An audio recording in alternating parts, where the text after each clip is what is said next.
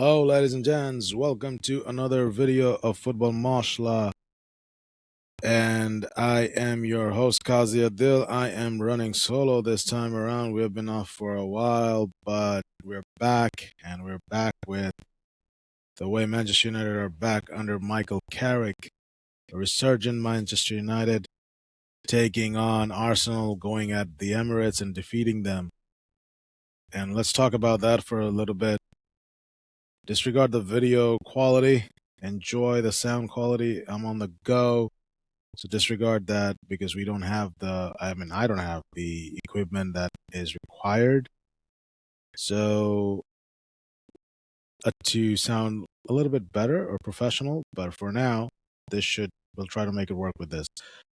Let's talk about Manchester United, Michael Carrick effect. We haven't touched base on Ruben Amorim also. Ruben Amorim, he just, man, it was a good thing that he left.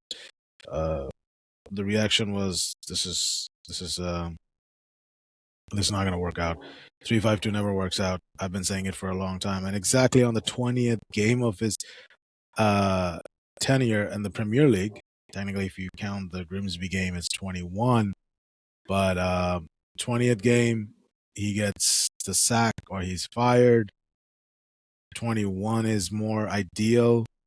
I did mention in a previous video a couple of weeks ago, saying a couple of months or a few months ago in the start of the season that he's not going to last 20 games. I'll be very surprised if he lasts with this formation. And then comes Michael Carrick, changes the formation, tweaks the players' mentality, makes Dalot look like he can play with in the Cafu era.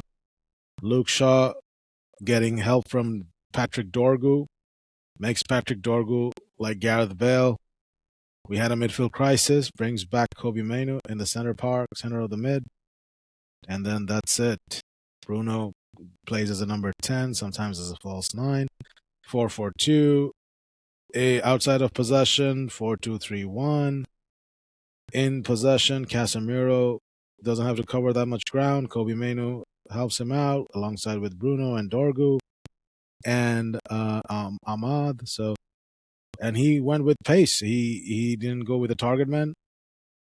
He went with and Brian Mbeumo as a number 9. So this is it. So it's very simple. As if you tweak the formation a little bit, Michael Carrick goes on and wins at Emirates 3-2. The Carrick effect. So now the question will be, should he get the job permanently? You should not. The chatter has been about Ole Gunnar Solskjaer had the good feel-good factor and all the stuff. My thing is that let's see how this season ends. Champions League qualification will be very good.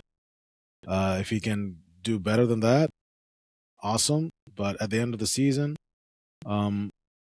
he gives good vibes. So Solskjaer never gave he played some good football, but Carrick gives good vibe. In my personal opinion, he should be considered for the full-time position, even though, I mean, how many times we should change? Even though things go really bad this time, I think he should be considered because he knows the club, and it's more like Pep Guardiola managing the Barcelona B team and then coming into the Barcelona A team and taking over. And look at where Pep Guardiola is.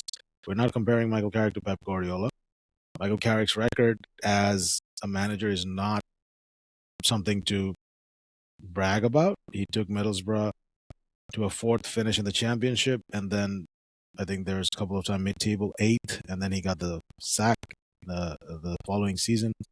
So it's not like he is 100% flawless.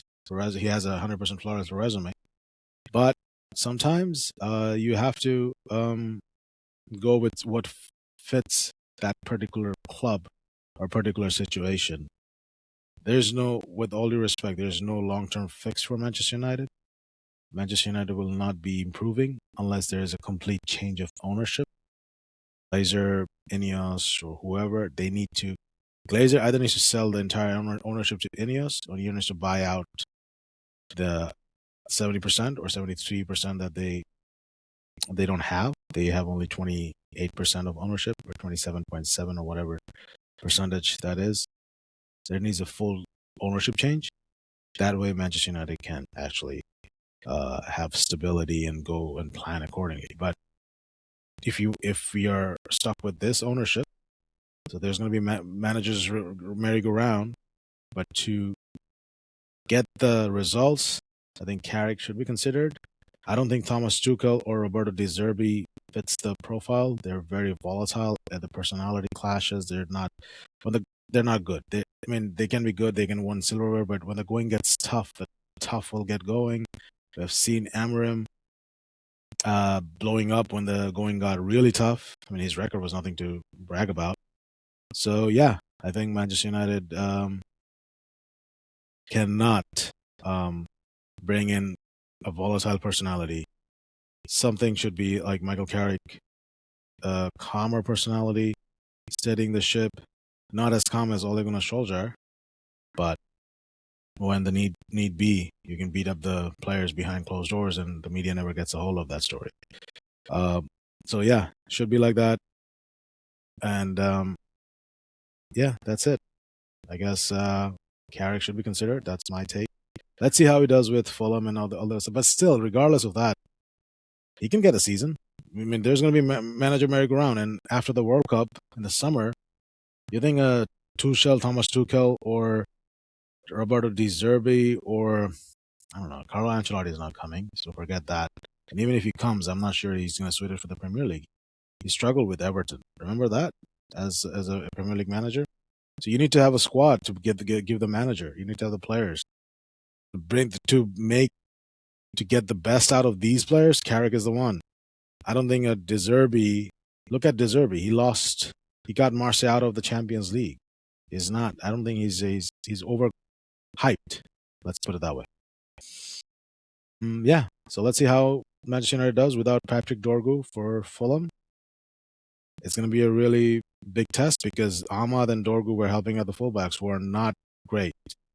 Luke Shaw and Diogo Dalot are not good fullbacks, and I'm saying that, but they were made to look good because of players in front of them. Patrick Dorgu and Ahmad.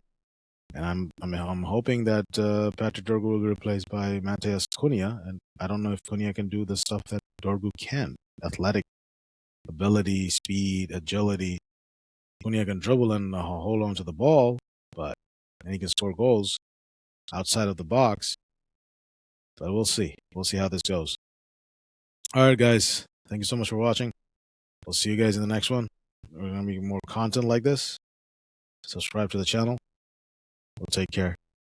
And I'll see you hopefully pretty soon.